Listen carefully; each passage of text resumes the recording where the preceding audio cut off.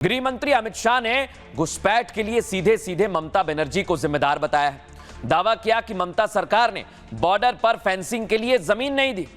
जमीन न मिलने से बॉर्डर खुला पड़ा रहा और घुसपैठिए आराम से एंट्री लेते गए।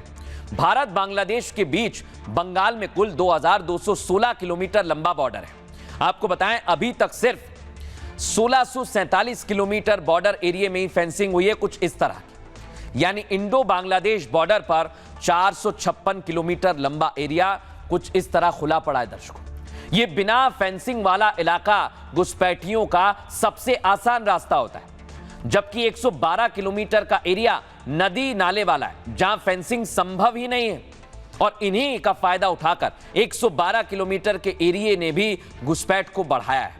घुसपैठ यहां से होती है, लेकिन सबसे बड़ा विवाद है 378 किलोमीटर की उस जमीन का। दर्शकों, जहां पर केंद्र को ममता सरकार ने फेंसिंग के लिए जमीन ही नहीं दी। आप सोचिए जरा, शाह ने जमीन विवाद के पीछे ममता पर घुसपैठिया प्लान समझाया। क्या शाह ने कहा टीएमसी घुसपैठ को नहीं रोक सकती है, इसके लिए उनकी जिम्मेदारी है, लेकिन वो निभाते नहीं। क्या उनकी जिम्मेदारी नहीं है? आप बताइए। या वो घुसपैठ जारी रखना चाहते हैं? ये सवाल भी पूछा।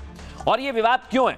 149 किलोमीटर जमीन पर राज्य ने अधिग्रहण शुरू नहीं किया है दर्शकों, और 31 किलोमीटर जमीन पर ममता कैबिनेट ने मंजूरी नहीं दी है। 7 किलोमीटर लंबे बॉर्डर एरिया की राज्य ने कीमत तय नहीं की है। सिर्फ इतना ही नहीं, 181 किलोमीटर जमीन का केंद्र ने पेमेंट भी दिया, फिर भी राज्य सरकार यानी ममता दीदी ने जमीन नहीं सौंपी। जबकि 9 किलोमीटर बॉर्डर एरिया के लिए केंद्र से बंगाल को पेमेंट बाकी है।